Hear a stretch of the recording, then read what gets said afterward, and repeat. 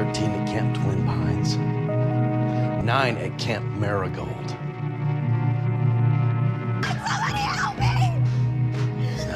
Halo sobat, bagaimana kabar kalian semua? Semoga sehat-sehat selalu ya.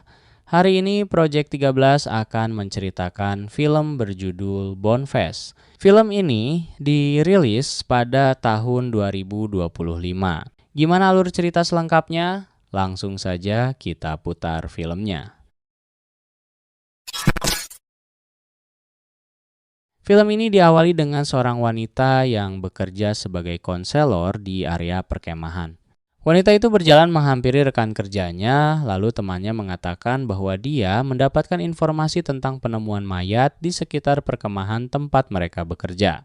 Penemuan itu tentu menjadi ancaman bagi para peserta kemah. Maka dari itu, mereka berdua berinisiatif mencari tahu di mana letak mayat tersebut berada.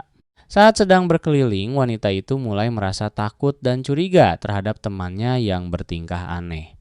Tiba-tiba pria itu memaksa wanita tersebut masuk ke dalam sebuah ruangan.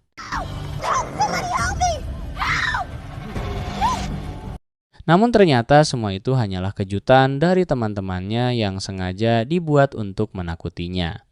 Acara itu memang dipersiapkan sebagai pesta perpisahan karena wanita tersebut akan berhenti bekerja di perkemahan itu.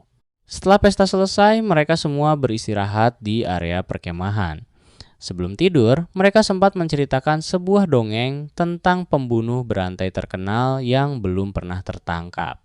Konon, psikopat itu selalu memakai topeng dan dijuluki sebagai Bonefest.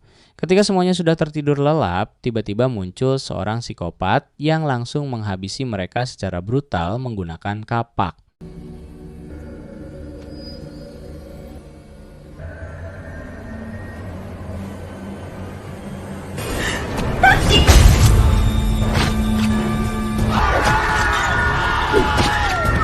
Beruntung wanita tadi sempat melarikan diri dari pemandangan mengerikan itu, namun sayangnya dia tetap tertangkap dan dibunuh dengan sangat sadis.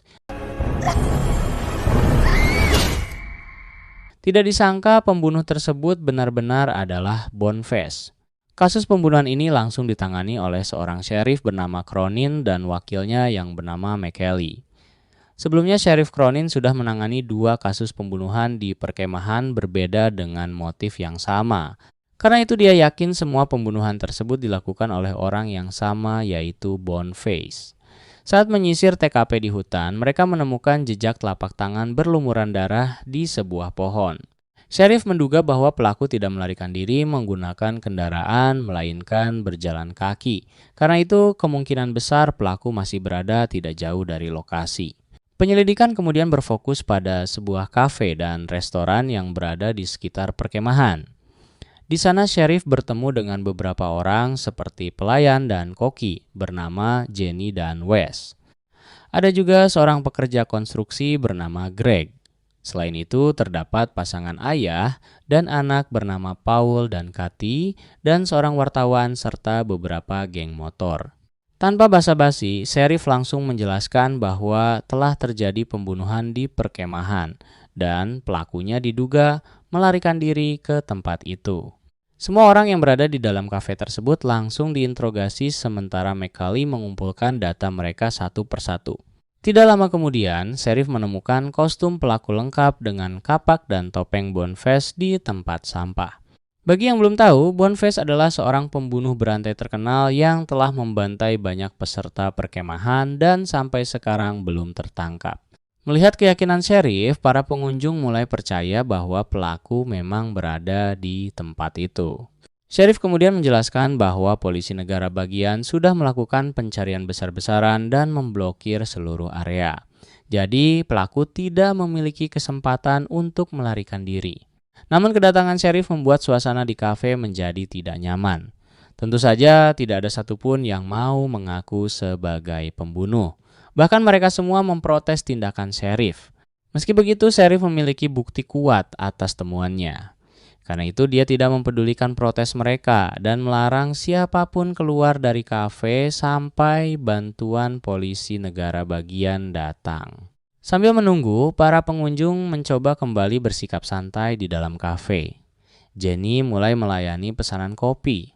Di sisi lain, Charlie dan Mick terlihat berbisik-bisik membuat sheriff mulai curiga terhadap mereka. Tak lama setelah itu, sheriff mulai memeriksa ukuran sepatu semua pengunjung. Memang tidak ada ukuran yang cocok dengan jejak milik pelaku. Namun pemeriksaan itu membuat Charlie kesal karena dia sudah muak dan ingin segera pergi. Tidak lama kemudian, sheriff tiba-tiba mengajak Ray keluar untuk mencari angin. Namun tidak berselang lama, Ray dibawa masuk oleh sheriff dalam keadaan panik. Dalam waktu singkat, Ray mengalami kejang-kejang dengan mulut berbusa lalu tewas seketika. Oh my God! What's wrong with him? Ray, Is he okay? get back! Oh, shit! How could it be gone? Kematian itu ternyata disengaja oleh salah satu orang di sana yang diam-diam telah meracuni makanan Ray sebelumnya. Sebelum meninggal, sebenarnya Ray sempat ingin memberitahu sheriff bahwa dia mengetahui siapa pembunuh sebenarnya. Namun nahas dia keburu tewas sebelum sempat mengungkapkannya. Entah bagaimana caranya si pelaku bisa mengetahui hal tersebut. Bahkan sheriff sendiri tidak menyadarinya. Jenny dan Wes pun marah karena mereka menjadi orang yang paling dicurigai, sebab merekalah yang paling mudah memiliki akses untuk meracuni Ray. Namun, sheriff mencoba berpikir logis. Menurutnya siapapun di antara mereka sebenarnya memiliki kesempatan untuk diam-diam menaruh racun. Sementara itu, Charlie dan Mike terus memanfaatkan setiap kesempatan untuk menyerang sheriff dengan ucapan mereka. Hal itu membuat sheriff semakin kesal. Kemudian sheriff mulai mengajukan beberapa pertanyaan yang membuat latar belakang masing-masing orang mulai terbongkar. Ternyata Greg adalah seorang veteran yang diberhentikan secara tidak hormat. Dia juga pernah bekerja di sebuah perkemahan namun berkali-kali terlibat masalah dengan para konselor wanita hingga akhirnya dikeluarkan dari tempat itu. Bukan hanya Greg yang dicurigai terlibat dalam kasus Boneface. Hampir semua pengunjung memiliki masa lalu mencurigakan yang bisa saja berkaitan dengan kasus tersebut. Namun tidak ada satupun yang mau mengaku. Mereka terus membela diri dan mengatakan bahwa mereka bukan Boneface. Akibatnya mereka mulai saling menuduh hingga terjadi perkelahian antara Mike, Charlie, Paul, dan Katie. Saat Cronin mencoba melerai mereka, Charlie dan Mike ketahuan menyembunyikan barang terlarang di dalam mulut mereka. Dan itulah alasan mengapa mereka sejak tadi ingin segera pergi dari tempat itu. Tidak lama kemudian, Cronin mendapat telepon dari kantor pusat. Dia diberitahu bahwa identitas Boneface akhirnya berhasil ditemukan. Setelah menutup telepon, sheriff langsung mengatakan bahwa Wes adalah Boneface. Tuduhan itu diperkuat oleh beberapa fakta. Sebelumnya, Wes memiliki masalah rumah tangga yang rumit dengan istrinya hingga membuatnya sempat dipenjara selama 3 bulan. Selain itu, Wes juga pernah menyerang perkemahan tempat Greg bekerja. Namun Wes membela diri dengan mengatakan bahwa semua itu dia lakukan demi membalas dendam. Putrinya yang bekerja sebagai konselor pernah diperlakukan buruk oleh Greg. Sayangnya, saat datang ke perkemahan itu, Wes tidak sempat menemukan Greg. Tidak hanya itu, sheriff juga mulai mencurigai Wes ketika pria itu datang ke kafe sambil mengelap keringat menggunakan kain yang berlumuran darah. Karena sudah tidak punya alasan lagi untuk membela diri, Wes tiba-tiba mengeluarkan pisau dan mencoba menyerang. Oh, shit! Wes.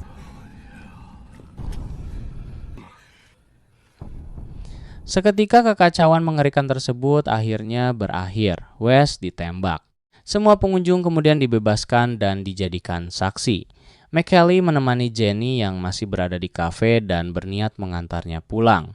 Namun di tengah perjalanan, Jenny meminta izin untuk pergi ke toilet sebentar.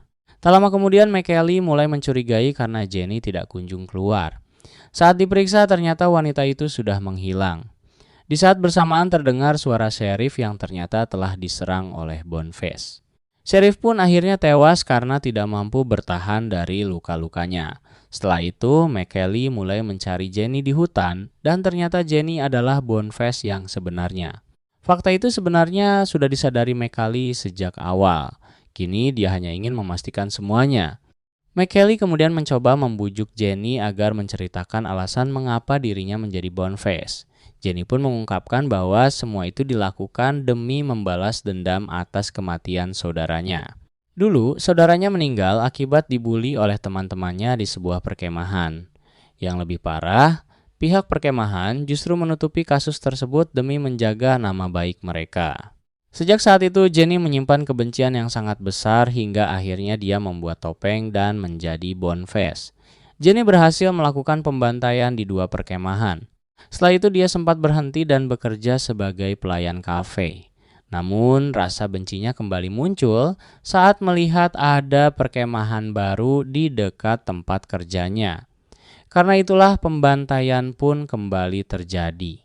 Saat Sheriff mulai melakukan penyelidikan diam-diam, Jenny menjebak Wes dengan kain berdarah agar semua kecurigaan mengarah kepadanya. Jenny juga merupakan orang yang meracuni Ray agar identitas aslinya tidak terbongkar.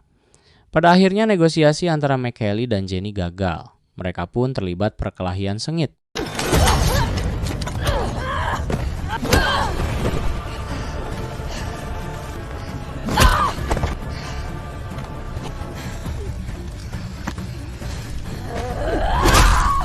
Dalam pertarungan itu, McKelly terluka di bagian punggung akibat serangan Jenny. Namun untungnya McKelly berhasil menembak mati Jenny dan menghentikan semua aksi berbahayanya.